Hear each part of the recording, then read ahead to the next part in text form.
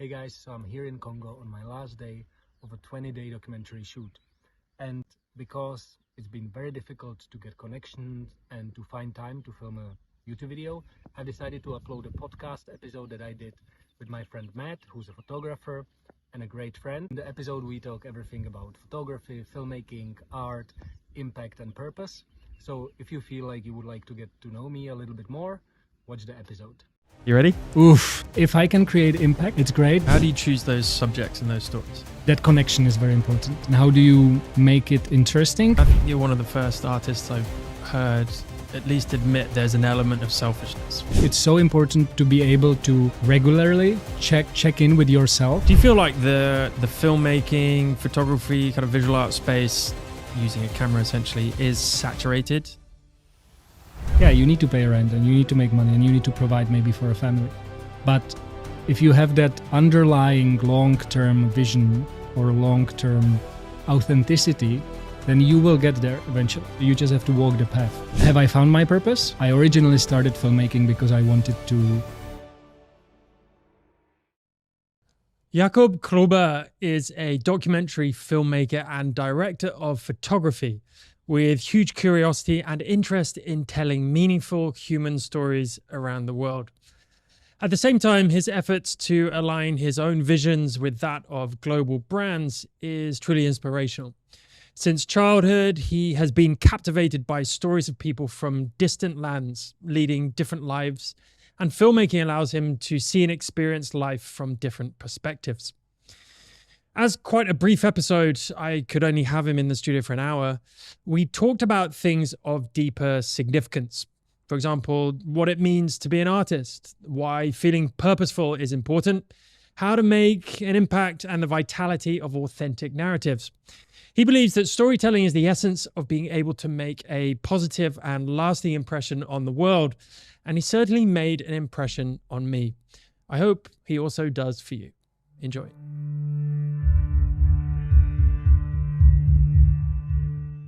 Welcome to the Mood Podcast, man. Thank you so much for being here. Thank you. I know time is tight, so I really appreciate you coming in for a quick hour. Hopefully we'll get you out the door, back on your way. Pleasure to have you, man. Pleasure to be here. Wanted to start with was just kind of an intro as to what you do and why you do it. Sure. So what I do is documentary filmmaking.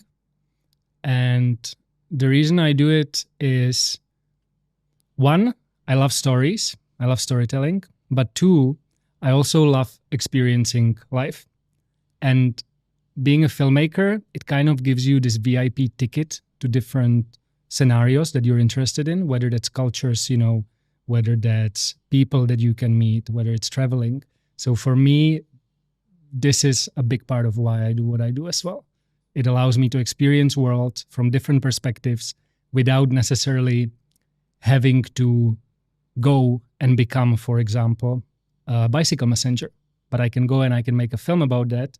I can immerse myself in the culture for a few weeks, or months, and through that basically gain life experience. What is it about the storytelling part of it that hooks you so much, do you think? I think that I've always loved stories.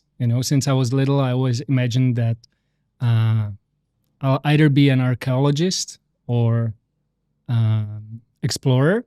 Okay. And then I became a filmmaker later in life. But I always like that idea of I guess traveling, a lot of traveling and experiences, remote places, remote cultures, things that are out of ordinary to what we're used to. And then just visiting a place and just being in a place is not enough for me, because in order to understand culture, you need to understand where they come from, what is their story. And so that's why storytelling, because through stories, you can understand people, you can understand why they do what they do. And hopefully, if you learn how to tell those stories, then you can also first help them spread their message and hopefully create an impact. Maybe bring that story to someone in your country where you're from, and that person will be touched that story and they will maybe they will maybe think, that's interesting. Now I want to go and I want to experience something like that. So for me, storytelling is a way to, I guess, inspire people, whether that's the characters or the viewers. Why then do you think it's important that A, people get inspired by that, or B, people are educated through your storytelling about different cultures, different human nature, different ways of life? What is that important that people are aware of that? And if so, why? It is important to me. And okay. I would say that because it is important to me and because we live in a world that is, there's a universal consciousness. We as humans, we have things in common. So I would hope that if certain stories connect with me, they will also connect with other people around the world. But the stories I'm telling, I realized recently especially, you could say there's a little bit of selfishness maybe, but I'm telling certain stories because I want to tell them. I'm not thinking about the viewer at the other side in the first place. I'm thinking about my curiosity and where that curiosity can lead me. But because I know that we have a universal experience in this world, I know that these stories will hopefully relate and connect to other people around the world as well. Yeah, I think you're one of the first artists I've heard at least admit there's an element of selfishness, right? Yeah. But as humans, I'm sure, because I share a lot in common with you, certainly in the subjects and the topics that we shoot. Mine's just photography and yours is video. But I think having that selfish curiosity, and selfish is probably the wrong word, maybe self-interest, right? That, well, if I'm interested in this, there's going to be even 100 people, let alone 100,000, 100 million interested in it. So you kind of don't really have to worry about that. Yeah. Does that make sense? I think the difficulty, and we'll talk about this in a minute, the difficulty is getting that story out there in front of people, right? Because that's what we all face, the challenge, right? And okay, social media is one thing, but just getting stuff out and getting it in front of people. How do you do that? What is your kind of tactic or strategy? And okay, guys, this is my voice. This is my story. Enjoy. Yeah. So as you mentioned, social media in that can help, definitely. And that's one way I do it, through my YouTube or through other channels. Another way with films is festivals. If you can get your films to good, high-quality festivals, then you can be sure that the story will be spread, will be shown to other people. But for this, sometimes it's difficult to do everything by yourself. So I think it's extremely important to team up with people, team up with the right producers, acknowledge that you're not good at everything, and focus on the things that you're good at, and find people that can help you with the things that you're not good at. Because that way, through collaboration, I believe through collaboration, you can achieve so much more. And it ties to spreading those stories out as well. I'd have to have a huge team if I have people that do things that I'm not good at. I'm just not good at so I don't have that. I don't have that team either, but so far from my experience, when I do find that person, it's kind of, it goes back to that curiosity, right? So we're maybe curious about storytelling and sharing those stories. So you need to find people that are actually curious about spreading these stories, people that are curious about festivals and how can you spread messages, how can you use social media or other platforms to basically get stuff out. And there are people like that, but it takes time to find them. Tell us a little bit more about film festivals. I know you've entered some of your, by the way, I should have said this at the start. Your stuff is amazing. Like your films are wonderful. I love your style. I obviously love the places you go and the stories you tell. I'm just envious that I'm not with you. But how do you? I know you've entered some before, and you've had some awards or accolades. Yeah. I was going to say accolades. Accolades. Tell us about that experience and your history with film festivals. Yeah. So the history is not very big. Okay. It was the past 2 films maybe that got to a few festivals. And, I would say that a few years back, you would really need that person who knows where to send stuff, and reach out and talk to festivals. But now with internet, there's a few platforms where you can literally just sign up, upload your film, and then you have access to thousands and thousands of festivals where the only thing you need to do is pay a fee. But of course, you need to think about the quality of the festivals, because there's thousands of festivals that are small, and even though being acknowledged by those, it's helpful and it's beneficial, I feel like it's a little bit becoming like people just want to slap this festival logo on their film in order to be able to say that they made it to a festival. But they don't really think about the quality of the judges and about the quality of the people behind the festival. Has it been running for a few years? How well is it recognized internationally? And so on and so forth. So, and maybe I'm not the best person to talk about festivals because I haven't made it to so many yet, but I would say that especially this film about the cyclist had a really good feedback, not only from festivals, but from directors that I look up to, from filmmakers that I look up to. It was amazing. And I think that's what matters. If even if you don't make it to festivals, if you can get that film to the right people, maybe the people that you look up to or people you want to work with, and they appreciate it, that can even do so much more for you than having that, having that little festival logo on your work.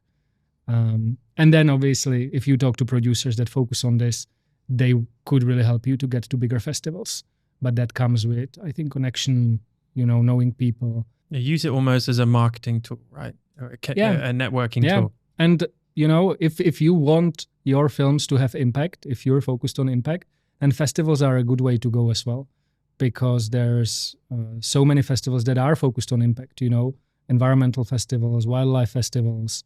For example, Jackson Wild is one of those. And if you can get your films to those festivals, it will get in front of thousands of people, which can not only help you with your career, but more importantly, help you with creating the impact that you maybe had in mind when you made the film, So you talk about impact a lot. Define that for us. How would you measure impact from one of your films?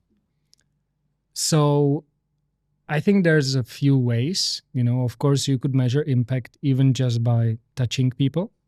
That's one way, and it's a great way to do it. Not physically. No. only if they, not physically. But well, maybe a hug. Yeah, maybe if you screen it, maybe if you screen it and then you have a director's talk, maybe that would be shake a hand or whatever. But I think that there's also a lot of kind of impact measures that you can implement into, I don't necessarily want to say into your films, but into the distribution of your films, right? And that could be making a film about the topic that is close to you and then launching a crowdfunding campaign based off the film and raising money for an NGO. So that could be quantitative impact, right? Because you could measure how much money you actually raised for an NGO, which could then lead to positive impact on the ground.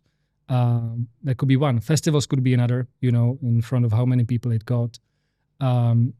Another one could be, this is something I haven't done, for example, but my friends are doing it, is where when you're actually raising money for the film, even if it's a documentary, you use part of that money to create an impact project, and then you make a film about that. You document how that impact project happened, and then you can use that film again to raise more money because you show what you already did, right? Yeah. So you have a use case. Yeah. So that's another way.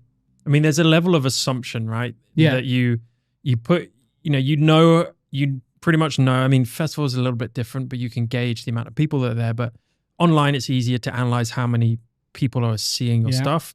And then you kind of assume an X factor on top of that because people will pass it on. Or if they're at the festival, maybe half of the people there watching it actually listened properly and watched. Maybe half of them then actually thought about it. And then maybe half of them are actually going to make a change or do something about it or help or reach out. Then you can really assume a level of impact. Yeah. So there's a lot of kind of, I guess, presumptions involved. There is, but I think that if you have a good funnel, after for the distribution, then you can measure it a little better. And then another thing you can do is actually, let's say that you make a film about poaching. Yeah. So then you could think about, what are the organizations that are actually interested in this topic, or they're developing some work in that topic? And can we use their channels to spread the film? Because these people will have thousands and thousands of people on their channels that are interested already in poaching. And if you can get the film to them and then maybe have a after campaign that leads those people to whatever, fundraising, or take some sort of action, then you're kind of already a step ahead, because you're talking to people that are anyway interested in these topics. So working with organizations, yeah. Yeah, cool. Yeah. But I'm still figuring it out as well. It's not like we all are. Yeah, it's a process. Do you feel like the filmmaking, photography, kind of visual art space, using a camera essentially, is saturated? Do you think it's really difficult to kind of get into and get your break? I guess it depends what breaks mean for you. If it makes making it on social media, then I think it's difficult. If you want to achieve it from a place of integrity and your true values, it's not that difficult if you're willing just to follow an algorithm for a year or two and create content that performs well. But then I think that then you jeopardize that integrity, or that authenticity that comes from you as an artist. And not everyone, because some people love creating that content, and for some people it is what actually fulfills them. But I think that a lot of people, because of the social media these days, they just want to make it there, They just want to gain the followers and then turn it into profit straight from the beginning, without actually going through the journey, through finding themselves, because it's a process. You need to find yourself as an artist, I think. We could go down a rabbit hole here, because it's, we could. We've talked about this before a little bit, and I guess it is a debate. It doesn't have to be, but social media is both good and bad, and depends on how you use it, right? Definitely. But is there a responsibility on professional filmmakers, photographers, to not dilute the industry and to not dilute artistry, and to make sure that they're not chasing the algorithm? Because the more we chase the algorithm, the more we give people what we think they want, the less chance it has of going back or changing or being more integral to true art. I don't know, there isn't an answer, and people definitely have different approaches. But if we all did that, then maybe art, certainly in photography and filmmaking, doesn't exist anymore, because very, very small portion of the content you see on social media, I would call art. Now, people have wide ranges of definitions of art. Well, it's art, it's anything could be art, right? Yeah.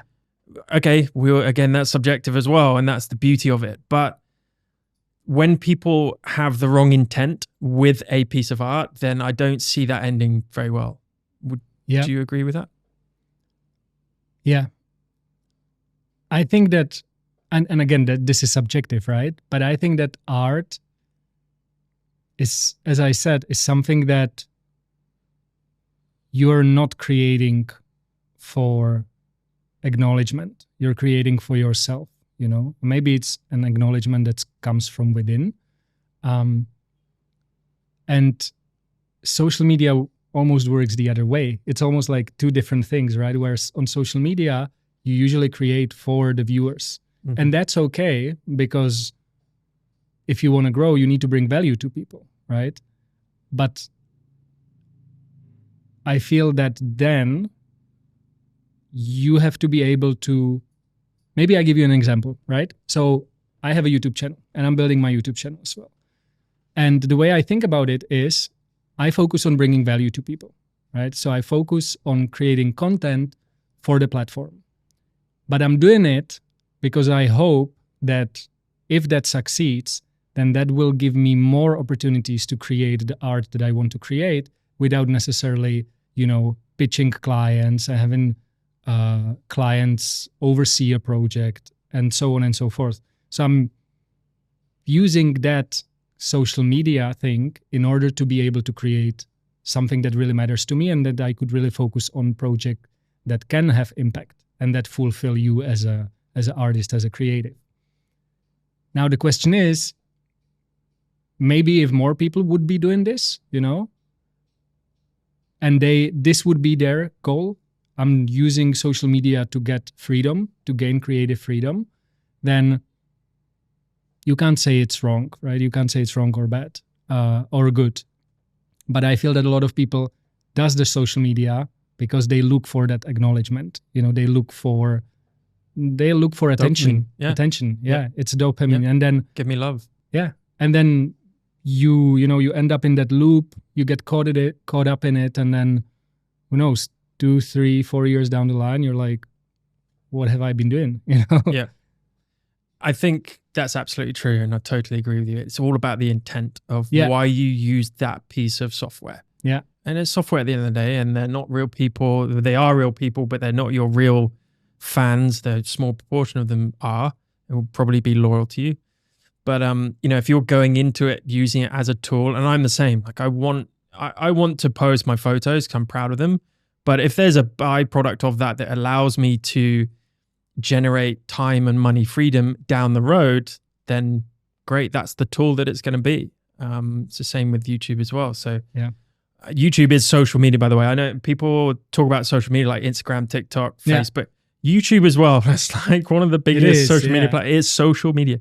So yeah, I think the intent behind it is absolutely massive. And my problem comes when people don't acknowledge the effect and the collateral damage that it has on art or artistic influence, and us being able to see other amazing artists that don't have a shitload of followings, that aren't influential, that aren't like chasing algorithms so we see them all the time on the feed. I want to see those people. I want to see, people that really like with a voice and a story and a different take on something, and just real creators. That's what we want to see as artists. I'm sure of it. So if people go onto social media and say, "Oh no, I'm doing this because this is my art," fucking bullshit.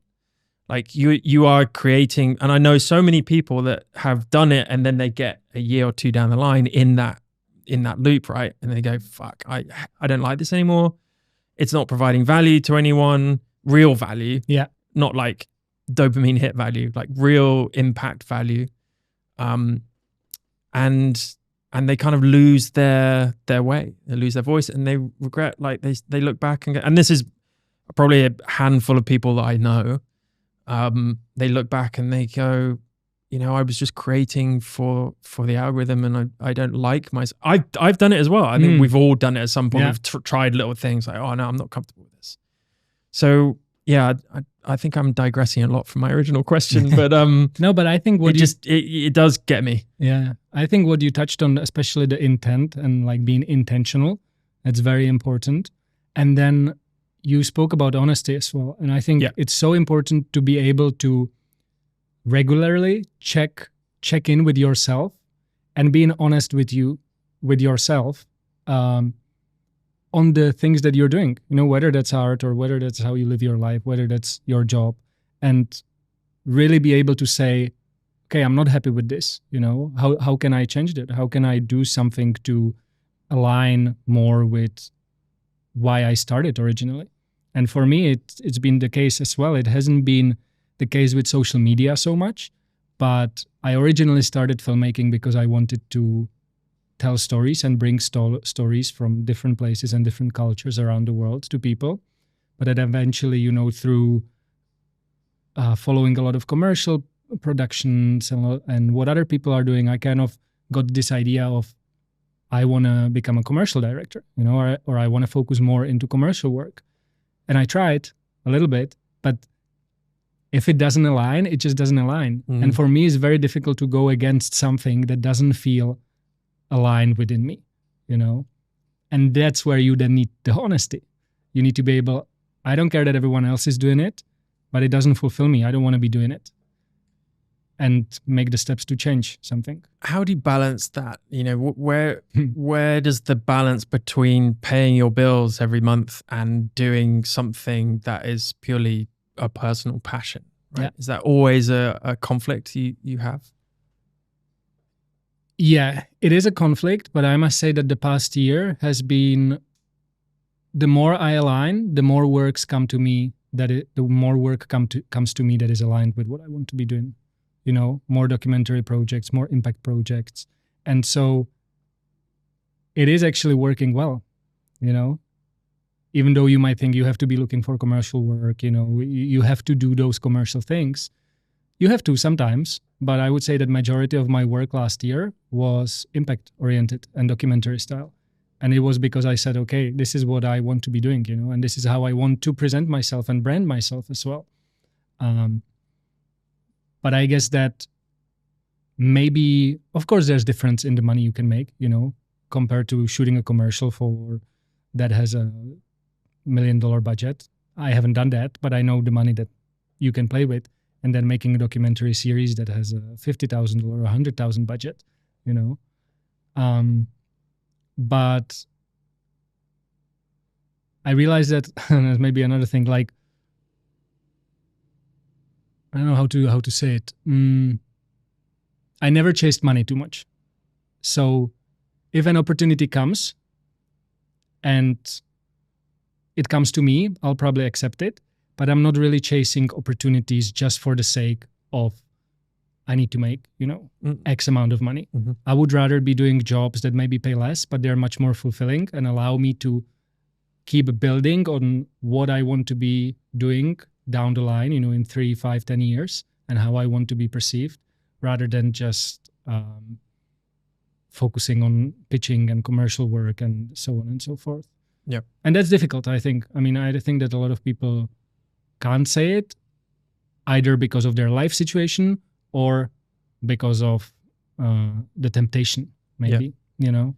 No, yeah, there's definitely empathy there with people in that situation. Yeah, for sure. I think knowing yourself is super important, right? Because if you know yourself, then you have a clear identity of what you love, what you want to do, what your purpose is. And we'll talk about that in a minute. But if you know that, then other people see it, right? In everything that you do, in your pitches, in your films, your output, your demeanor, your pitch decks, your emails, correspondence, whatever, people you meet, people see that and they want to work with those people.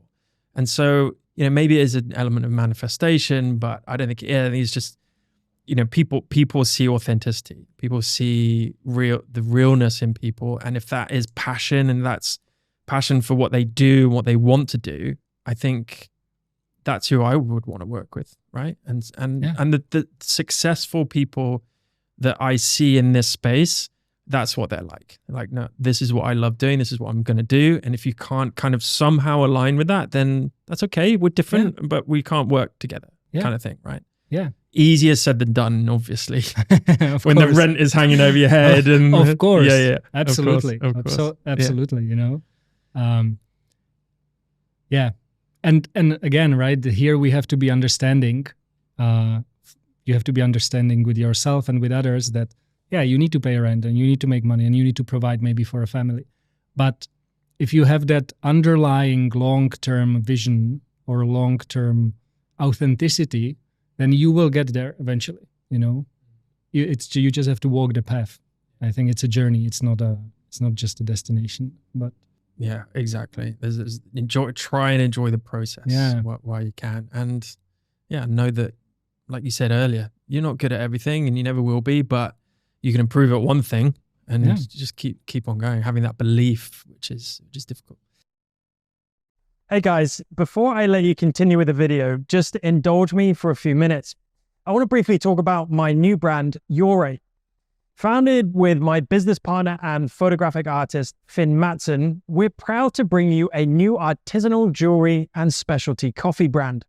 Yep, what on earth do they have to do with each other or anything at all? Well, they're both our passions. They've always been another artistic outlet for me, now for over a decade. So for those that know me, coffee has been my other obsession since I was young. And as a result of it, I'm a qualified SCA coffee specialist. So when I met Finn, some of you might have seen my podcast with him when we barely knew each other, our love for art and jewelry had a home. And that home is here, House of Ure. Ure is, amongst others, an artisan jewelry label, and it's all about the art of intent for everything that we do. Our intention with Ure was to add a touch of celestial elegance and artistic expression to our visual narratives. Every jewelry piece is a statement, a reflection of your unique story and purpose. It's not just about jewelry, it's a wearable piece of art that speaks volumes. Picture this: silver or gold adorned with an actual piece of lunar meteorite. That's right, straight from our moon, making every piece as unique as the moments that we usually capture through our lenses. From limited edition lunar jewelry pieces to finely crafted 925 sterling silver and gold rings, pendants and chains, there's something for all of you in our unique designs. We're also committed to the environment as much as possible. Our coffee is direct trade, organically produced and locally farmed, minimizing impact on the environment as much as possible. Our jewelry packaging is all sustainable and recycled, other than the moon rock, of course. Proudly eco-friendly in both packaging and jewelry production, you can feel good about looking good. And to top it off, we offer free worldwide shipping, ensuring that a piece of lunar beauty can grace your collection no matter where life takes you. And if you ever find yourself here in Bali, please come and visit us. Our cafe and community-driven art house is a haven for creatives just like you. So before we head back into the video, please just take a moment to explore Ure's collection. And as a special treat for you, my wonderful audience, Ure is offering an exclusive discount. Head over to our website and use the code below for a 10% discount off your jewelry purchase. The link and details are in the description. Anyway, thanks so much for listening, and I'll let you get back to the video now. Tell me a little bit about your purpose. I mean, I think you've kind of explained it anyway up to this point, but how important do you think it is for people to have a purpose? Is there such thing as a purpose? Is it just a label? You know, how do you see that whole kind of thing? I think it's important to feel purposeful, you know, and I think that's a good question to ask. Like, do you feel purposeful? And for different people, it can look different way. But I think that we as humans are looking for purpose in life. You know, we are looking to do something that makes sense to us. So I would say that I am trying to live purposefully. You know, have I found my purpose? I'm not sure. Maybe I'll never say, okay, I found my purpose and that's it. And that's what I'm going to do for the rest of my life, you know? But I definitely think that the way I'm going is going somewhere that is fulfilling, that makes me feel purposeful. And the way I do it is that I follow my curiosity. Yeah, so I think this is something that maybe more people should do. If you can follow your curiosity, I think that it will inherently lead you to the things that can bring you purpose in life, you know? If I would say if maybe I would describe what my purpose is now, I think it's, I love helping people. And if I can do it through my films, if I can do it through my YouTube channel, that's definitely something that makes me feel purposeful. And right now, filmmaking is the way I do it. You know, I tell stories, and I'm not sure if this is going to happen or not, but I'm also open to this changing in the future. If there's a different way that I suddenly can help people or that makes me feel purposeful, I don't want to just get stuck in the box. Oh, I'm a filmmaker, you know, or I'm a storyteller. Yeah. But I want to be open to whatever the life might bring you. Yeah. You know, maybe you will become a father and suddenly that's your purpose. You know, you will feel purpose through that. Maybe you will have an experience in life that will completely shift your perception of the world and shift your purpose. And that's how I think there's a level of openness in this, you know. That's a really mature and I say mature, not in a condescending way. Just, Yeah. It's just that that's a really good way to Yeah. be open about it and have an open mind. Like, you know, I want to do this now, but there's nothing to say in the Yeah. future. Things will change. I mean, look at the last few years. COVID changed so much for everyone. Yeah. Me included. You know, what's my purpose? Things have changed now. Like Yeah. the whole landscape, it caused a lot of introspection, and so things change in your mind, and something like that will happen again for sure. Whether it's an externality or something within your own personal circle. Yeah. So yeah, it's definitely a good way. I think that's why I don't like just what's your purpose, but rather, do you live purposefully? Yeah, You know, it's do really you good. live with purpose? Yeah. On a not everyday basis, but do you try to live with purpose? Yeah. And that can change as you change, or, you know, anything in your life changes. And I think having that as a goal instead of success. Yeah. You know, I want to be successful. Well, what does that mean? Do you does feel that mean? successful? Yeah. What does that mean? I Yeah. define it. It's different for everyone, right? Yeah. Is it just money, or is part of your success feeling like you've made an impact, right? Looking back, maybe leaving a legacy. Yeah. Is something like that important to you? Like when you're gone, or you stop doing this, or you move on to something else, or your purpose changes and you take a different direction. Is it important to you to leave something behind where you can be kind of, I don't know, feel proud of a body of work? Not really, to be honest. Okay. Yeah. Yeah. No, I don't think about that too much. I rather think about, I don't think about legacy too much. If I can create impact, it's great, but I don't need people to remember me. You know, I don't need people to say, oh, this is something Jakub did. But if, you know. Yeah, interesting. Because I don't need the recognition from other people, but I would love to, I guess it's kind of the collector in my mind, to like collect a body of work over time. And then when I'm old and, you know, not shooting anymore, I'd love to be able to look back on that and go, oh, you know, this is my life's work, and I'm super proud of that. Fuck what anyone else thinks, other than my loved ones, maybe. Yeah. But yeah, I don't know. There's this like thing, you know, collect a lot of this stuff and then hopefully be proud of it. It's weird, but I'd love to be liberated like that. I was like, oh no, I'm just gonna. Yeah.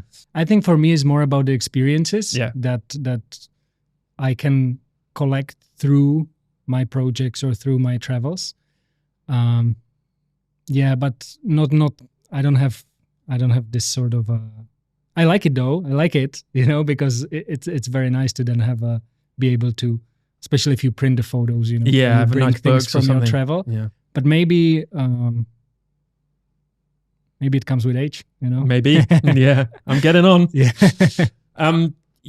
Tell us about your experiences and how you translate those experiences into stories, and how what really gets me is how such incredible filmmakers like yourself translate stories into a piece of art. Yeah. You know, obviously we don't have a house to talk about this, but maybe you'll break it down in YouTube one day, but maybe the technical aspects as well, but also kind of the conceptual aspects of how you take a story and give us a beautiful short film about it. Yeah.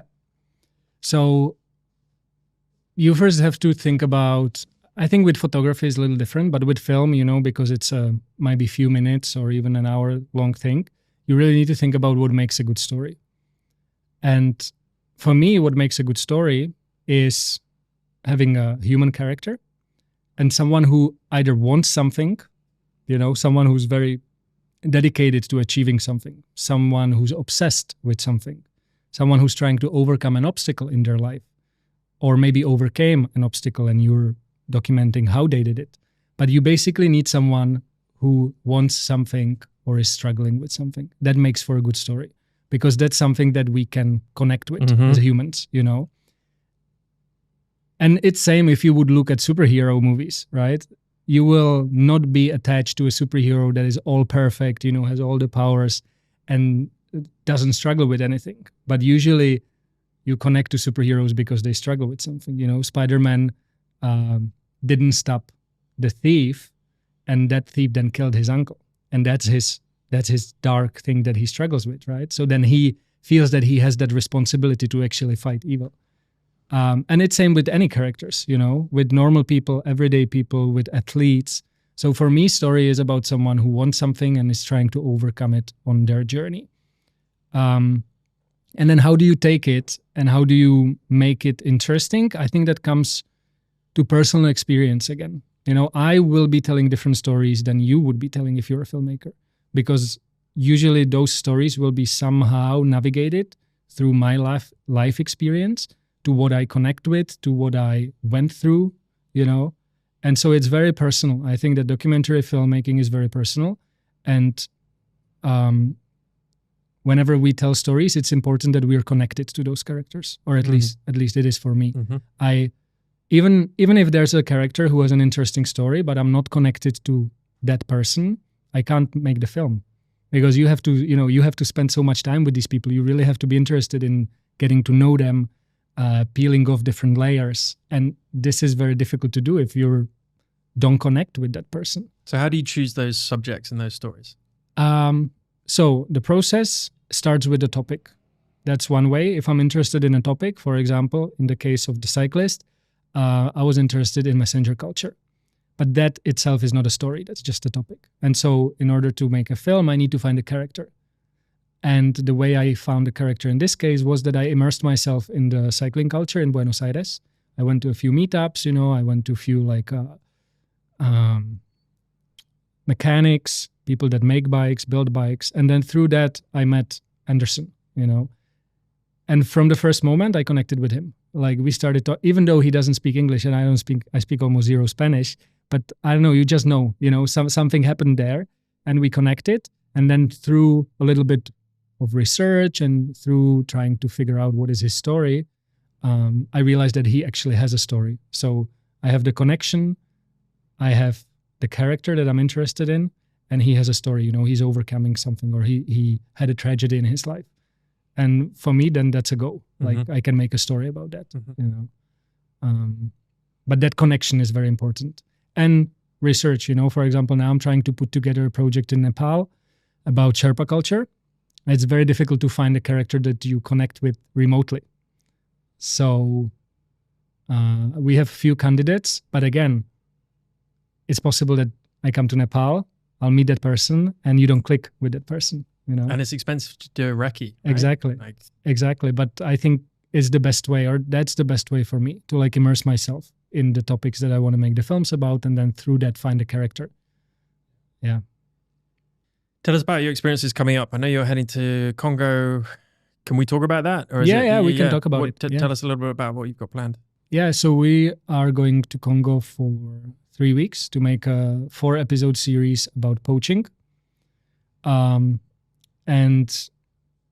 going back to finding the right people, I was really lucky 2 years ago, and I found a producer who's an incredible guy. We put a project together in 2022 in Congo, and this is kind of a continuation of that, just making it a little bigger, a little more structured. And yeah, we're going to spend 3 weeks in Congo, sleeping in the jungles, going down the rivers, tracking elephants, tracking poachers, and then we're going to make a film about it. Good. I hope you fucking catch some fucking poachers, cunts. Yeah. We're nearing the end of the allotted time we've got with you. We'll end with a couple of questions. Sure. One is from our last guest, Stefan, who you obviously know. He didn't know you were coming on, but he wrote a question for the next guest who he didn't know, which is you. Question is, what would you like to be remembered for? And I think I didn't even know. Okay. I just pulled it up. This wasn't. Yeah.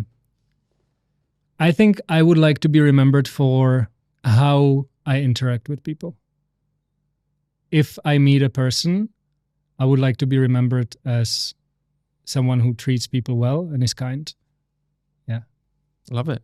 Well, I think you are. From my limited knowledge of you, Thank you. That's definitely something that I think you can be proud of. And the final question is our little tradition lucky dip. There's actually one in here that I've asked before, which is a mistake. So I'll move that. Okay. So face down, just pick a card and then hand it to me without looking at it. Okay. Let's do this one then. Yeah. All right. Cool.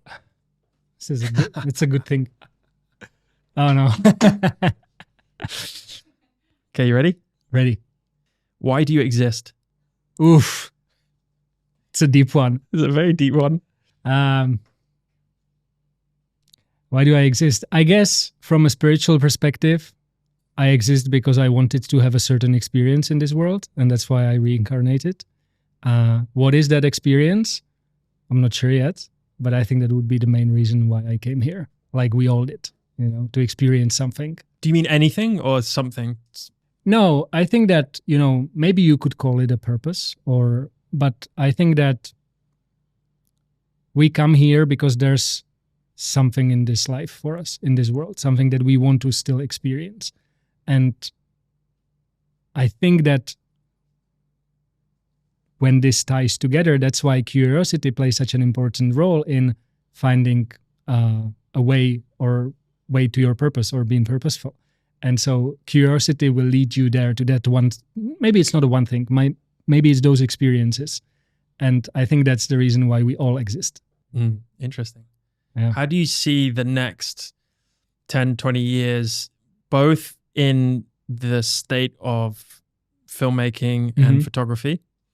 And how do you see the state of the world in the next 20 years? Because, you know, for someone who wants to tell stories and make an impact for what seemingly is, you know, great causes, do you feel hopeful that we can reverse a lot of these issues that we're facing today? Climate change, plastic waste, poaching, animal cruelty, you know, the list is endless. How hopeful are you of that over the next decade or two? I'm hopeful. I think that things can be reversed, and as a humanity, we've proven that, for example, with the ozone layers. You know, there's no ozone holes right now. So things can be fixed, but it requires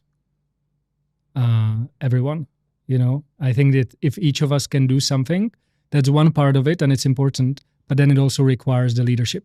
And currently, when you look at the state of the world, I'm not so sure if the leadership that we have is on the same wave as planet Earth. you know? Yeah. So I think that's something that has to change, and I think it will change, but it might be painful. You know, I think change is painful. You know, a birth is painful. So if something new has to be born and brought into the world, and maybe that's the way we live, then it's probably not going to go smooth as butter. Maybe we all have to die. Maybe it's another dinosaur thing where the world resets. Yeah, you know, I mean, and this is something that some people might consider a little too far-fetched, but are you familiar with human design? God, I thought you were going to say flat Earth then. No, no, that's the second one. No, no, I'm not. No. Okay, so I met with this guy in Ibiza. We were making an episode about him, and he's the founder of Jinkies.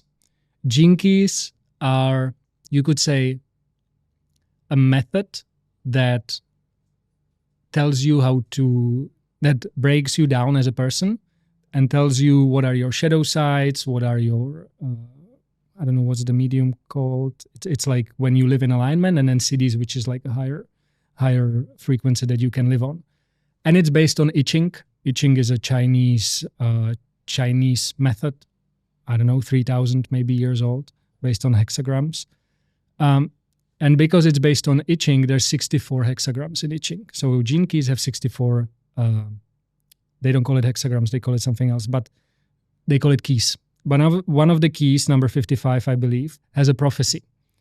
And that prophecy is that in the year 2027, which is very soon, there will be a big shift in the way humanity sees the world and in the way we decide to live. The past 400 years were all about development, exploration, building, conquering, and so on. And the next 400 years from the 2027 is going to be the return. So they say it's going to be the return to nature, return to community, return to our values. Brilliant. But it's going to take time, and there's going to be people that will fight it, you know? But what should come at the end of it is basically a new earth, is an earth where we live in one with nature, we live in harmony. The technology that we harness is our bodies, is the biology. It's not You know, it's not the devices outside of us. And I'm not sure if I believe it, but it's interesting to think about it, you know? And I think that we can see the consciousness shifting a little bit, you know? I hope so. And it is incumbent upon, I guess, people like yourself. If leaders aren't going to say, I totally agree. I don't think anything will change without significant leadership. Yeah. Because we're just all minions, and leadership has power and money, and very little can happen without that. But, you know, in our own little ways and our own creative, you know, artistic ways, we can hopefully change one or two people's minds, you know? And that's, if we all did that, the world would be a different place. Exactly. And on that note, thank you so much. I wish you the best of luck with Congo. Super excited to see what you come out with. From them. When are we expected to see a film from Congo? I think we're gonna launch it maybe in October. Okay. It's gonna take some time. Yeah, I bet. And it's gonna be mostly for Czech market because I'm going with the Czech crew. Okay. We're gonna have versions with subtitles, and we really want to focus on impact there as well. So there's gonna be a campaign. There's gonna be a VR screening of like different locations from Congo. It's going to be interesting. Yeah. Cool. Can't wait to see it. Thank you so much again. Thank you. Have a great time. And, you know, we've just touched the surface here. So hopefully we can get you on again when you come back. Yeah. Can share some stories from Congo later. Yeah, definitely. Let's do it. Thanks so much. Thank you. Appreciate it. Pleasure, Matt. Cheers. Thank you.